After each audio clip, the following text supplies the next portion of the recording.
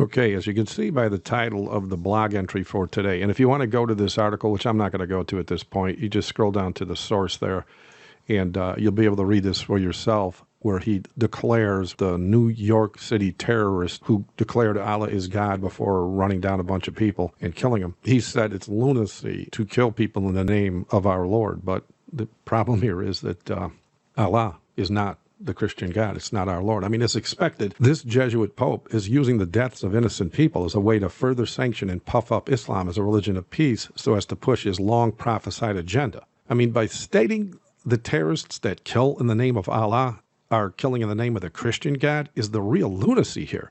Not only do Muslims repeatedly declare Jesus Christ to be nothing more than a prophet, the Vatican-inspired Quran's description of Allah is by no means the same description we see of the God in the Bible. And yes, this Pope, most Protestants, and even the leadership of the Seventh-day Adventist Church declare the word Allah is to be defined as God in English.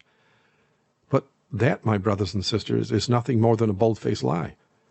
And I can easily prove it.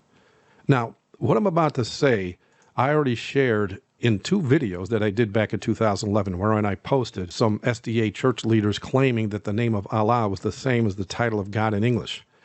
But go to any online version of the Quran and do a search in that book, and you will find something quite amazing. Now, before I share this, notice that no matter what website you try this on, they're all going to be different because they keep changing the Quran for obvious reasons.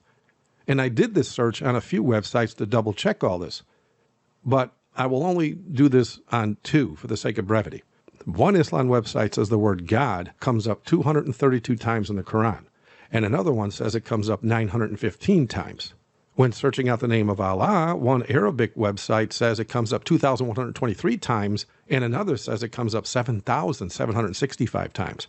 But that's to be expected. I mean, after all, Rome wrote the Quran, and they must keep changing it to try and keep it legit in the minds of those they control in modern time. Not unlike the bogus Christian Bibles with their many corrupted versions floating around Christendom today.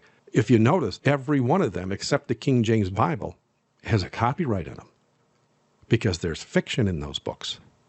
But my obvious point is this: the Pope, the Protestants, and the Seventh-day Adventist leaders are lying.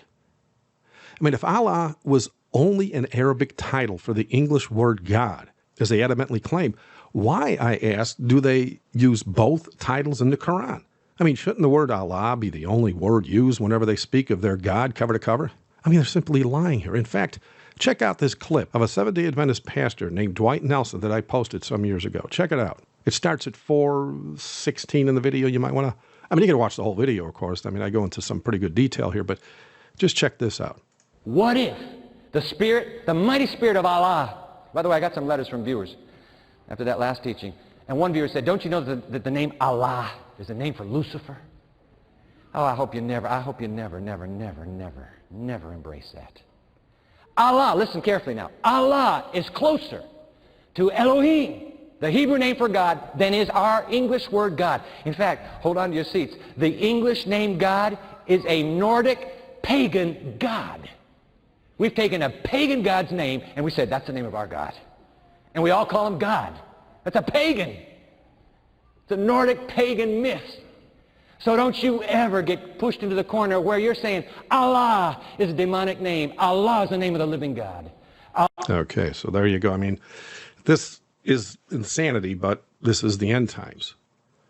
And by the way, this video, this sermon he wrote and spoke, came 2 years after the Seventh-day Adventist Church started pushing Islam upon their flock as per obvious Vatican order, because after the Vatican made statements publicly, all the churches started doing it, including the SDA Church.